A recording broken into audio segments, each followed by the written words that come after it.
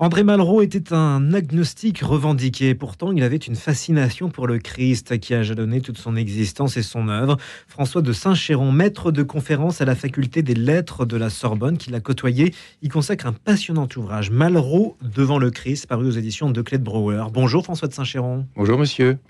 Alors dites-nous un petit peu, d'abord, on a envie de savoir depuis quand vous vous intéressez à André Malraux. Oh là, ça fait très très longtemps. Puisque j'avais 14 ou 15 ans quand je l'ai vu la première fois à la télévision avec mon frère Philippe, qui était âgé de 3 ans de plus que moi. Et c'était une émission qui, à une heure de grande écoute, comme c'était le cas autrefois, pour des choses passionnantes, évoquait le très récent voyage à l'époque de Malraux au Bangladesh. C'était en 1973. Et Malraux, après avoir lancé un appel en faveur du Bangladesh, avait été reçu, après la libération et l'indépendance de ce pays, avait été reçu triomphalement par le Premier ministre du pays, Cheikh Mujibur Rahman, et avait fait un voyage. Une équipe de télévision le suivait, et tout cela a constitué un film qui a été projeté qui a été diffusé quelques mois plus tard par la télévision. Et mon frère et moi, on a regardé ce film, on a été fascinés par le personnage Malraux, par ses discours, par sa manière de parler, par le contenu, évidemment, de ce qu'il disait, qui était quelque chose de tout à fait étonnant. Et à partir de là, on a nourri une véritable passion pour lui. Et puis, de fil en aiguille, on a eu l'occasion, je passe tous les détails, de le rencontrer. Voilà. Ce qui était une expérience évidemment extraordinaire, parce que c'était un homme tout à fait fascinant et en plus extrêmement gentil. Oui, vous l'avez rencontré à plusieurs reprises. Oui. Tout à fait. Oui. Et qu'est-ce qui vous a attiré chez lui? La force de sa parole, comme je vous disais, c'était un très très grand orateur, et ça nous a beaucoup touché, à la fois le contenu de ce qu'il disait, puisqu'il y avait en l'occurrence une sympathie très profonde, j'ai même envie de dire une sorte de compassion à l'égard d'un peuple, en l'occurrence le peuple du Bengale à l'époque, qui avait été très violemment opprimé par le Pakistan occidental. Et Malraux s'était pris de sympathie pour ce peuple, avait même proposé qu'une légion de volontaires aille combattre à ses côtés, ce qui n'a pas été possible, puisque Madame Gandhi, qui était Premier ministre de l'Inde à l'époque, a pris les choses en main et a libéré le futur Bangladesh. Donc, il y avait un homme d'une très très grande générosité, si vous voulez, et qui avait un sens historique extrêmement profond, puisque les références qu'il invoquait dans ses discours durant ce voyage pouvaient remonter à la Grèce antique pour parler de choses tout à fait contemporaines. Donc, il avait le génie de mettre les choses en perspective, de suggérer des rapprochements auxquels les gens ne pensaient pas en général, auxquels il était, je dirais, presque le seul à penser. Donc l'esprit était constamment sollicité par un homme d'une telle intelligence, d'une telle culture, et il avait un pouvoir de suggestion tout à fait extraordinaire. Ce sont des choses d'ailleurs qu'on retrouve très bien dans ses livres, hein. Mais ce qui est justement singulier, c'est qu'à l'époque, mon frère et moi, nous n'avions jamais rien lu de lui, nous ne connaissions pas du tout ses livres, et c'est donc la force de sa parole, c'est pour ça que j'insiste sur cette dimension-là, sur le Malraux orateur, c'est la force de sa parole qui nous a profondément touchés. Alors André Malraux devant le Christ, Malraux et le sacré, pourquoi s'intéresser à cette dimension-là finalement, François de Saint-Chéron? Je dirais tout d'abord parce qu'elle se trouve dans son œuvre. Alors, il se trouve qu'elle peut toucher plus ou moins tel ou tel lecteur. Moi, si elle m'a touché, c'est parce que je suis chrétien, enfin j'essaye de l'être. Et en même temps, je me suis profondément intéressé à cet écrivain, comme je viens de l'expliquer, depuis mon adolescence, qui précisément répétait très souvent qu'il était agnostique, ou qu'il n'avait pas la foi. Il y a des variantes. Parfois, il dit « je n'ai aucunement la foi », parfois il dit « je suis agnostique », etc. Mais en fait, donc, il se situait lui-même en marge de la foi. Et cependant, il a écrit des choses tout à fait troublantes sur ce sujet, je dirais, dans toute son œuvre, même dans ses romans des années 1930, à une époque où, comme on le sait, il était engagé très à gauche, et puis dans d'autres aspects de son œuvre, dans d'autres dimensions de son œuvre, je pense en particulier à tous ses écrits sur l'art, parce que Malraux a beaucoup écrit sur l'art, et en particulier sur l'art chrétien. Et en 1957, il a publié un volume extrêmement important, qui était le premier tome de la Métamorphose des dieux, dont les 2 tiers sont consacrés aux arts romans et gothiques. Oui. Et là, il y a des pages vraiment d'une profondeur exceptionnelle sur ces grands arts chrétiens du Moyen-Âge. Et à lire certains passages de ce livre, on ne peut pas ne pas se dire que c'est un chrétien qui les a écrites, ou en tout cas que ça aurait pu être un chrétien. On entend certaines choses de Malraux comme s'il avait la foi alors qu'il répétait ne pas l'avoir. Donc il y a sujet à s'interroger. Voilà une des choses qui m'ont poussé à écrire ce livre. Oui, quand on pense à Malraux, on ne pense pas forcément au Christ, à son rapport avec le Christ. Non, bien sûr. Et pourtant, il y en a un. Il y en a un à travers ses écrits sur l'art, par exemple, à travers des épisodes de la vie de Malraux aussi. Il y en a un que j'évoque dans le livre et qui est très important. Et cet événement se situe en 1944, alors que Malraux a été arrêté par la Wehrmacht. Et il est logé pour une nuit dans une institution religieuse à Figeac. Et il pense qu'il risque d'être fusillé le lendemain. On lui a plus ou moins fait entendre, les Allemands lui ont plus ou moins fait entendre qu'il serait fusillé le lendemain, donc il est leur prisonnier pour l'instant. Et alors qu'il doit passer une nuit qui sera peut-être la dernière dans cette institution religieuse, il demande à une religieuse de lui apporter l'évangile selon saint Jean, parce qu'il veut relire cet évangile à la veille de ce qu'il croit peut-être son dernier jour. Vous voyez, donc ça, c'est tout de même quelque chose d'assez considérable. Hein. Alors, il évoque cela dans les anti-mémoires. Ça donne lieu à 2 pages tout à fait magnifiques, d'une très, très grande densité spirituelle. Et au terme de cette relecture, il dit qu'il n'a pas été convaincu, qu'il n'a pas été converti. N'empêche qu'il y a 2 pages très grande beauté, d'une très grande profondeur, je le répète, avec une profonde compréhension du christianisme. Il cite certaines phrases de l'Évangile. Je répète qu'il s'agit de l'Évangile de Saint Jean, dont l'extraordinaire phrase de Jean: « Dieu a tellement aimé le monde qu'il a envoyé son Fils unique, afin que quiconque croit en lui ne périsse pas, mais ait la vie éternelle. » Et ça, c'est une phrase qui certainement devait toucher Malraux au cœur, même s'il n'y adhérait pas à 100%, je veux dire, même si, comme je l'ai dit, cet événement n'a pas suffi pour qu'il soit saisi par la grâce, ou en tout cas pour qu'il affirme avoir la foi.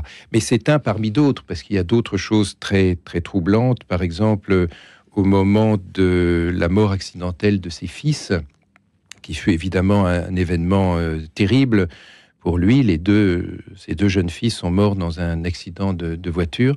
Eh bien, au moment de l'enterrement, il demande au père Bockel, qui était son ami depuis 1944, qui était l'aumônier de la brigade Alsace-Lorraine que Malraux a commandé, eh bien, il demande au père Bockel de prononcer une messe pour ses fils.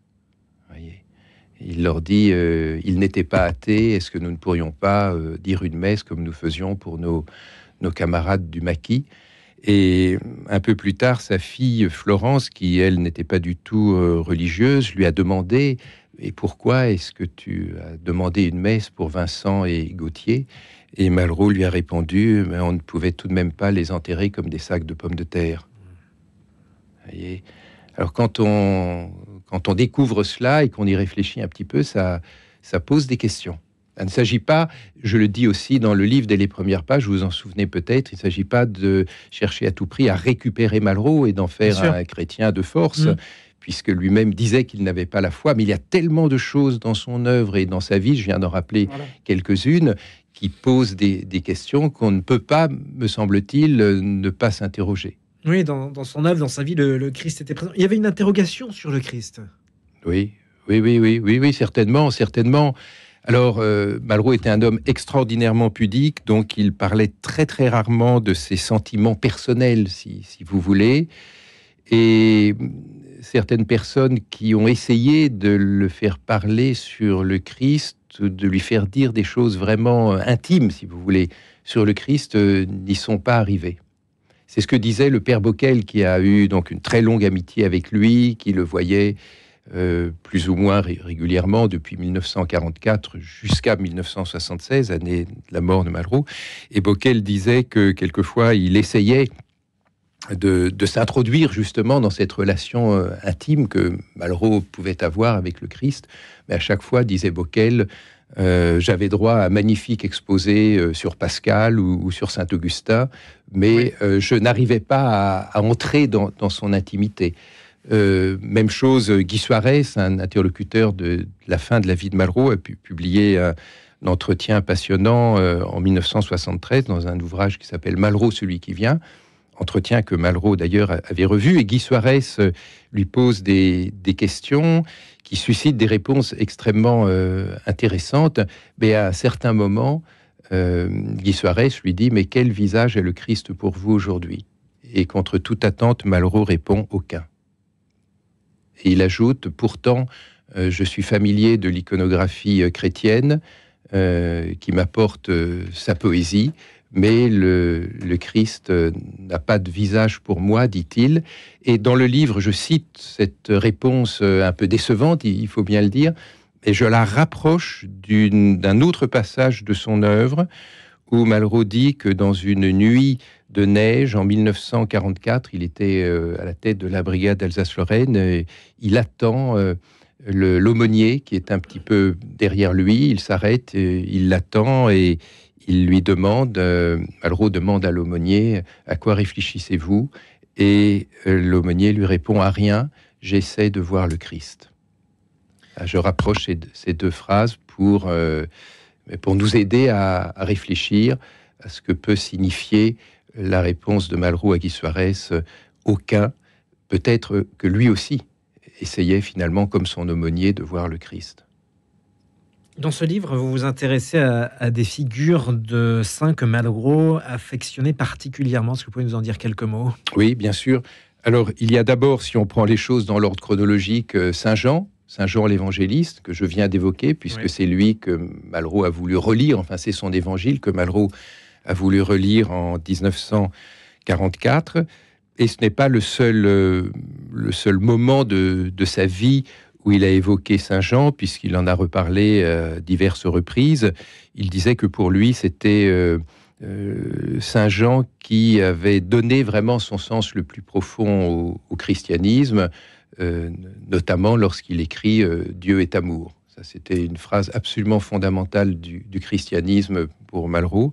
Et Malraux considérait la pensée de Saint Jean comme une des plus grandes pensées du monde.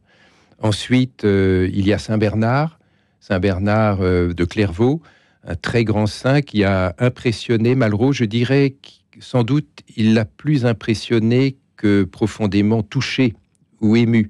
Parce que Saint Bernard était un homme d'une très grande carrure intellectuelle, c'était un homme qui arbitrait les conflits de la chrétienté au XIIe siècle. Son œuvre littéraire est considérable, son autorité aussi. Il était abbé de Clairvaux. La vie cistercienne, puisqu'il a été l'un des pionniers de la réforme cistercienne, la vie cistercienne a été florissante sous son abbatiat. Il est aussi celui qui a contribué à lancer la deuxième croisade en 147. Donc tous ces éléments mis bout à bout fascinaient Malraux, qui aimait la grandeur, il faut bien le dire, et il y a quelque chose de la grandeur du christianisme dans la figure de Saint Bernard qui certainement le touchait. Et puis un troisième personnage, un peu après Saint Bernard, à la fin du XIIe et au début du XIIIe siècle, qui alors a littéralement fasciné Malraux, mais qui en même temps, je dirais, l'a touché, l'a sûrement profondément ému, c'est Saint François d'Assise. Et Malraux se réfère souvent à François d'Assise, s'interroge sur les représentations de l'épopée franciscaine à travers le cycle de Giotto. Il y a de très belles pages là-dessus dans Les Voix du silence. Il parle souvent à certains de ses interlocuteurs de François d'Assise, qu'il considère comme un génie de la charité. Donc il y a beaucoup de choses qui touchent profondément Malraux chez François d'Assise. en particulier son sens de la compassion, de la proximité avec toutes les formes de la nature, y compris les animaux. L'épisode du loup de Gubbio, par exemple, a beaucoup touché Malraux. Une autre figure qui l'émouvait profondément, c'est celle de Jeanne d'Arc. Alors ça, oui, je dirais, bon, c'est pas très original, hein. Dès qu'on connaît un peu le destin de Jeanne d'Arc, on est bouleversé par ça. Et ça a été le cas de Malraux, qui a rendu hommage à Jeanne d'Arc dans de très beaux discours. Il l'évoque avec une profonde compassion, un immense respect. Et puis, on pourrait citer ensuite Charles de Foucault. Alors c'est plus épisodique, mais enfin Malraux avait rencontré des petites sœurs du père de Foucault lors d'un voyage en Algérie en 1959, si je ne me trompe pas. Et il avait été très ému parce qu'il avait vu des sœurs qui marchaient dans le désert et qui déposaient des sacs de nourriture pour les Touaregs. Il était alors avec des compagnons en voiture et il leur avait proposé de les prendre avec eux pour les emmener à plusieurs kilomètres plus loin, là où elles allaient. Elles les ont remerciées très gentiment en disant qu'elles n'en avaient pas besoin.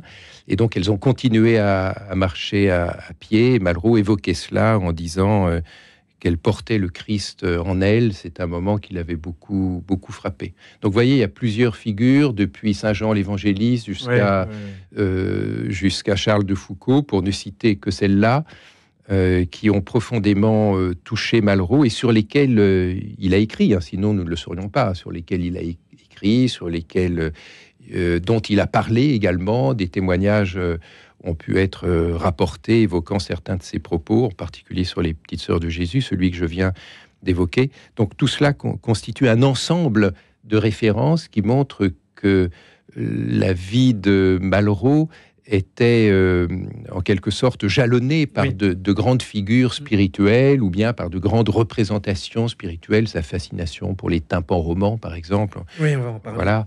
Bon, donc voilà pour les figures de sainteté. Et puis l'entourage de Malraux aussi. Il y avait des chrétiens, des catholiques fervents. Oui, tout à fait. Il y avait des catholiques fervents dans certains de ses amis. Amis plus ou moins intimes, et j'en évoque quelques-uns dans le livre, bien sûr, dans la mesure où l'amitié, d'une manière générale, d'ailleurs, a eu un grand rôle dans sa vie. Malraux avait beaucoup d'amis. Il y a même un petit livre qui a été publié il y a quelques années, au titre révélateur, s'appelle « L'amitié André Malraux », avec un certain nombre de témoignages de ses amis. Et parmi les amis chrétiens, j'évoque Georges Bernanos, qui n'était pas vraiment un ami intime, que Malraux n'a pas vu très très longtemps parce qu'ils ne se sont croisés qu'épisodiquement, mais enfin qui a quand même beaucoup compté pour Malraux, et tout d'abord comme écrivain, comme romancier, bien sûr, puisque Bernanos est un romancier de génie que Malraux a beaucoup admiré. Il a écrit une note dans la NRF sur l'imposture à la fin des années 20, et plus tard, il a écrit une magnifique préface à une réédition de Journal d'un curé de campagne. Et puis il a rencontré Bernanos à quelques reprises. Il avait beaucoup d'admiration et d'estime pour lui, et il était touché évidemment par la dimension chrétienne, par la dimension prophétique d'un homme comme Bernanos. On pourrait évoquer aussi José Bergamín, qui était un poète, essayiste et dramaturge espagnol que Malraux avait connu en 1935, qu'il a revu en Espagne, puisque Bergamín, bien que profondément catholique, était dans le camp républicain, ce qui n'était pas si courant en Espagne au moment de la guerre civile. Et Bergamín est même devenu, dans l'Espoir, le grand roman de Malraux sur la guerre d'Espagne, un des personnages, c'est le personnage de Guernico. Et Bergamín a publié dans les années 70 un ouvrage sur les sacrements qui s'appelle « Le clou brûlant » dans sa traduction française. Et Malraux a écrit une préface pleine d'amitié, d'intérêt pour le livre. Voilà un autre personnage qui faisait partie de l'entourage de Malraux. Et puis j'évoquerai bien sûr Jean Grosjean, poète, traducteur, que Malraux avait connu au camp de prisonniers en 1940, à une époque où Jean Grosjean lui-même était prêtre. Jean Grosjean a quitté plus tard le sacerdoce au moment de la crise des prêtres ouvriers. Mais il est resté très proche de Malraux. Ils se sont revus jusqu'à la fin de la vie de Malraux. Ils avaient des conversations sur des sujets très profonds, sur des sujets métaphysiques qui passionnaient Malraux. Et voilà encore donc un proche de Malraux qui était un homme profondément religieux. Dans votre livre, vous nous parlez aussi de son rapport à l'art gothique et roman. Ça, c'est important pour lui. Oui, c'est extrêmement important. Malraux avait une très grande... un très grand intérêt, j'allais dire une très grande fascination, mais je pense qu'on peut le dire aussi, pour l'art sacré en général. L'art sacré, oui. L'art sacré en général, alors l'art sacré de l'Inde ancienne, l'art de l'Égypte, etc. L'art de Sumer, bien sûr, qui était un des plus grands arts du sacré pour lui.